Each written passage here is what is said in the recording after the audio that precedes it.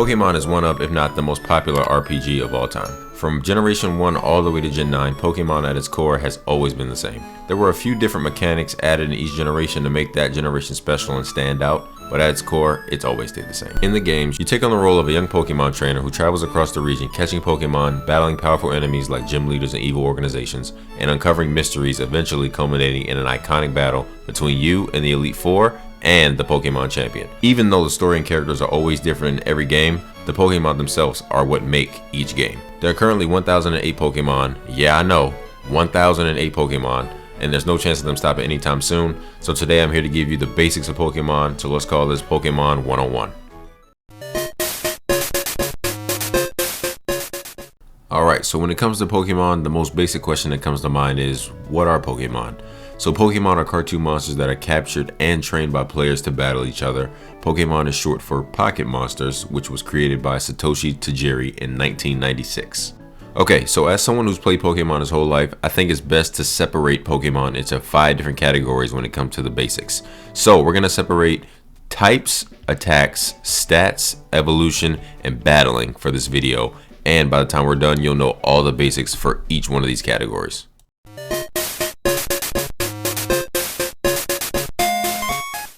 Okay, so starting off with types, this is probably the most important thing when it comes to Pokemon. There are 18 different types of Pokemon. You have normal, fire, water, grass, flying, fighting, poison, electric, ground, rock, psychic, ice, bug, ghost, steel, dragon, dark, and fairy. It's important to know that Pokemon can be a singular type or Pokemon can be a dual type. So, for instance, we have Mudkip, who is a water type. When it evolves into Marshtomp, it becomes a water and ground type. Typing is what gives Pokemon their strength and their weaknesses. It's important to know that every type has another type that it's either weak against, strong against, doesn't affect, or does regular damage to. Now, I know it may be hard to remember all the Pokemon types in general, let alone what types are strong against what and what types are weak against what, but that's why I took the time to create this chart for you guys. That way you can screenshot this, save it wherever you need to, and you can always come back to it if you always need a reference. It's also important to note that the chart I gave you guys only covers a basic understanding of single type strength and weaknesses. So if you want to find a dual type Pokemon's weaknesses and strengths, you can either look that Pokemon up on Cerebi.com or you can go to pkmn.help and select both types and it'll give you the strength and weaknesses for it. I just want you guys to keep that in mind because later on when we get into the battling section of this video, that's going to be really important.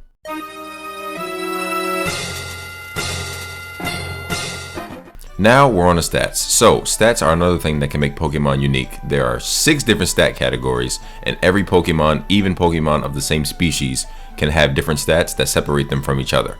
So the 6 different stat categories are HP, attack, defense, speed, special attack, and special defense. Alright, now that you guys know all 6 different stat categories for a Pokemon, let's talk about what they mean. So HP stands for hit points and it determines how much damage a Pokemon can receive before it faints. Attack partly determines how much damage a Pokemon deals when using a physical move. Defense partly determines how much damage a Pokemon receives when it is hit with a physical move. Special attack partly determines how much damage a Pokemon deals when using a special move. Pokemon battles are turn-based, so speed determines which Pokemon is faster and who goes first in the battle. And special defense partly determines how much damage a Pokemon receives when it's hit by a special move. Every Pokemon by species is going to have a stat that's naturally higher than the others. There are Pokemon who are naturally more defensive, like Toxapex. There are Pokemon that are naturally physical attackers, like Gyarados, meaning its physical attack stat is higher than the other ones, like it's 125. But you have Pokemon that are natural special attackers like Alakazam, just like you have Pokemon who are natural special defenders like Snorlax.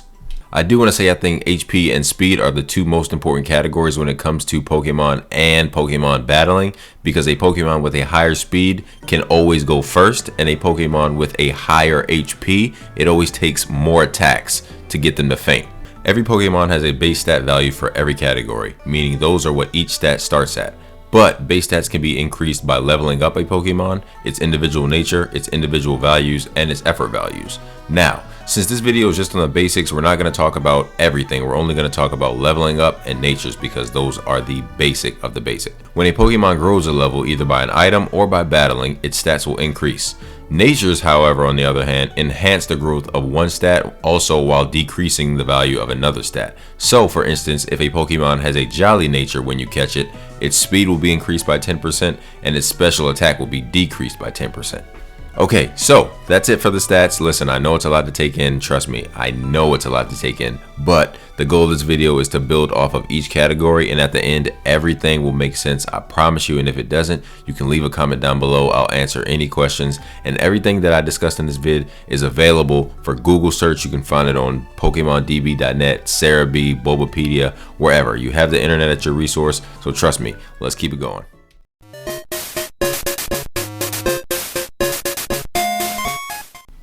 Alright guys, so now we're on to evolution, and this is probably my favorite category because it's always been so fun to watch Pokemon evolve. So, evolution is a process where a Pokemon change into a different species of Pokemon. Evolution isn't always just a visual change. Most of the time, Pokemon of a higher evolutionary stage have different stats, which are normally increased. Evolved Pokemon can learn different moves, change abilities, and sometimes even change types. Some Pokemon have one evolutionary stage, some have two. There's Pokemon that don't evolve, and there's Pokemon with branched evolutions. If you're asking yourself, well, how do I evolve my Pokemon? The answer is simple. There are several different methods for evolving Pokemon, and every Pokemon isn't the same. But the most basic answer is by leveling up. You can level up by item, or you can level up by battling. Now, like I said, every Pokemon is different, so if your Pokemon doesn't evolve by leveling up, then that means there's a specific condition that you have to meet for it to evolve. Here are a few ways outside of leveling up that Pokemon evolve. Having high friendship, holding a specific item, a certain time of day, knowing a certain move, and being traded. It's also important to note that some evolutions are completely dependent on a Pokemon's gender. For example, a female Combee can only evolve into Vespiquen. A male Combee is not going to evolve at all. Now that you know a little bit more about evolution, let's go over a few different Pokemon and how they evolve. This Pokemon is Beldum. It's a Steel and Psychic type, and it's one of my favorite Pokemon from Gen 3. Now, Beldum evolves into Metang at level 20 and Metagross at level 45. It keeps the Steel and Psychic typing throughout every evolutionary stage. Now, Beldum is a basic level up evolutionary family. Now let's go over a branched evolutionary family. So, Oddish is a Grass and Poison type. It evolves into Gloom at level 21. But you can evolve Gloom into either Vileplume or Blossom depending on what stone you use. Now, both Pokemon I just showed you are examples of a two-stage evolutionary family. Now let's go over a one-stage evolutionary family. Here's the Pokemon Clobbopus. Clobbopus is a fighting type, and it evolves into Grapploct when it levels up knowing the move Taunt. This is Cacnea. Cacnea is a grass type, and it evolves into Cacturn, which is a grass and dark type at level 32. Alright, so now let's go over a Pokemon that needs to be traded as a condition for evolving. This is Machop. Machop is a fighting type. It evolves into Machoke, which is also a fighting type at level 28. Once you have a Machoke, you can trade it to a friend and it'll evolve into Machamp. But guys, please be sure it's a good friend that'll trade it back to you once you've already traded it so it can evolve, because there's a lot of cases where people trade it to somebody they don't know and then they end up stealing their Pokemon.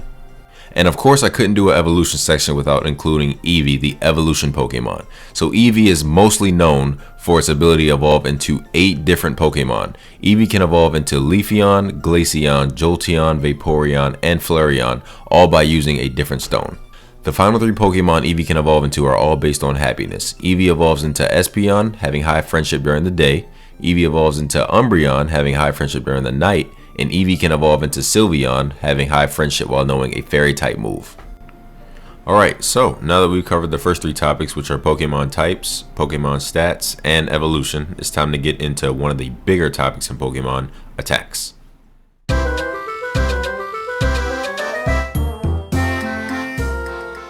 All Pokemon can learn up to 4 moves for battle, and these moves can be used to either attack or defend with during that battle. When it comes to moves, there are 3 categories: physical, special, and status. So here's where the stats that we talked about earlier come into play. So physical moves deal damage depending on both the attack stat of the attacking Pokemon and the defense stat of the defending Pokemon. Most physical moves do damage through physical contact. Special moves deal damage depending on the special attack stat of the attacking Pokemon and the special defense stat of the defending Pokemon. Most special moves don't make any physical contact at all. The last category is status moves. So status moves are some of the most versatile moves that Pokemon can learn. Status moves include moves that can change the weather, inflict status effects, or raise or lower the stats of a Pokemon, among a few other effects. All moves that a Pokemon can learn have a type that's associated with them, a set amount of times that you can use that move before it runs out, which is called PP, and accuracy, which means the probability that that move will hit. Each Pokemon has a specific set of moves that they can learn either by level up or TM. Once your Pokemon is at a specific level, they won't learn any new moves by leveling up. TM stands for Technical Machine. TMs can be used to teach Pokemon a variety of different moves, and TMs can be found randomly or bought at specific locations in every Pokemon game. Some Pokemon have access to a wider variety of moves outside of its type. So, Salamence, for example, is a dragon and flying type, but it can learn Flamethrower, Zen Headbutt, Earthquake, and Brick Break. Now that you have all of this information about Pokemon moves and attacks, let's go over a few examples. Flare Blitz is a fire type physical attack that has a 120 base power that also has a 100% accuracy, and you can use it up to 15 times. Now in Pokemon, every move has a description and you have to read that to know exactly what your move does. The user cloaks itself in fire and charges the target to inflict damage. This also damages the user quite a lot and may leave the target with a burn. So while this is a very powerful attack sitting at 120 base power, it also has a drawback to it as it will hurt the Pokemon that uses it as well. Sure Cold is an ice type special move that you can use up to 5 times, but it only has a 30% accuracy. Now, if you're wondering why this attack doesn't have any power, let's read the description. The target faints instantly. This move is less likely to hit the target if it's used by a Pokemon other than ice types. So this attack basically guarantees a one-hit KO in battle, but there is a 30% accuracy, so you have a 70% chance of missing this attack, even though it's very powerful. Swords Dance is a normal type status move that you can use up to 20 times, and it has no accuracy because it's not an attacking move. In game, Swords Dance is described as a frenetic dance to uplift the fighting spirit. This sharply boosts the user's attack stat. Anytime a status move is used and you see the word sharply, that means it's doubled. In this case, your attack stat is doubled. This means if you're able to use Swords Dance before you attack with a physical move, that physical move is going to do massive damage to your opponent. Now that you know a little bit about the basics of Pokemon moves, it's time to move on to the final section of this video, Pokemon battles.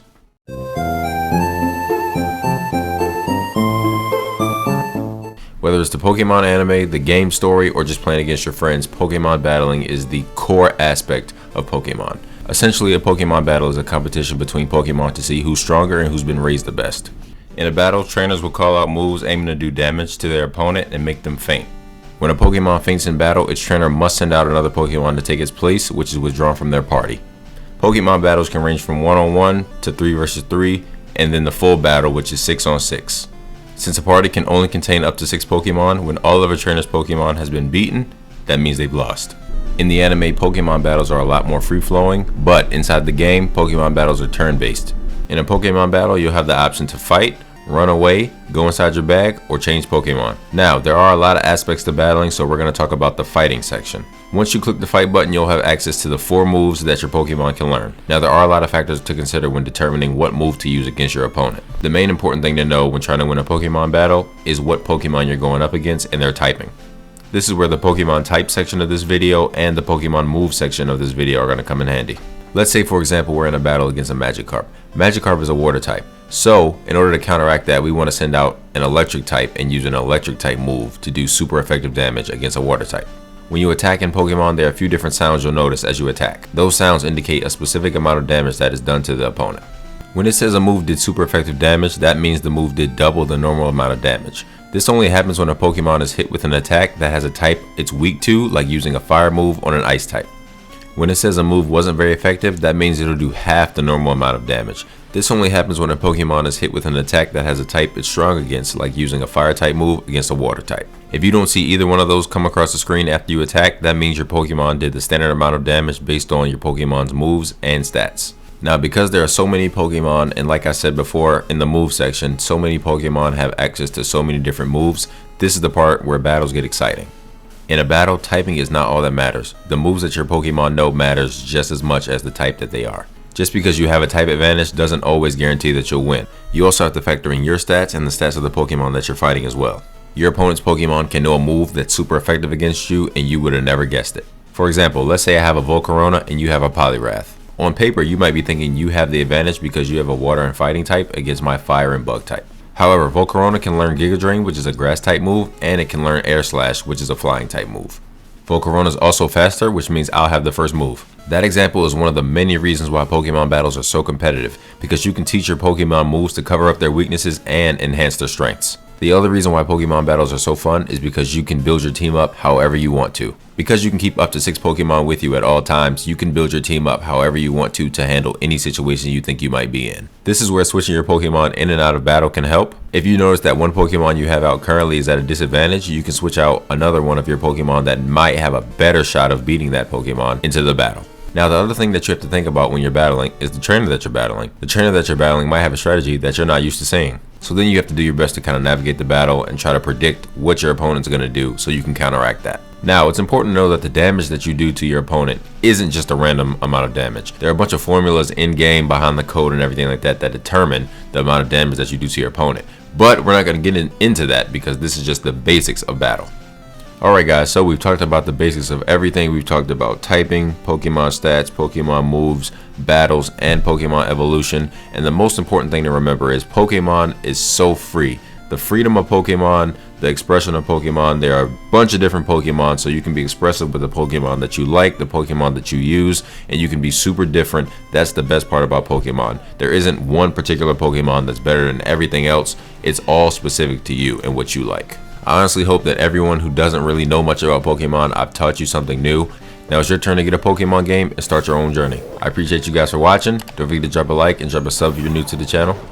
And I'll see y'all next video.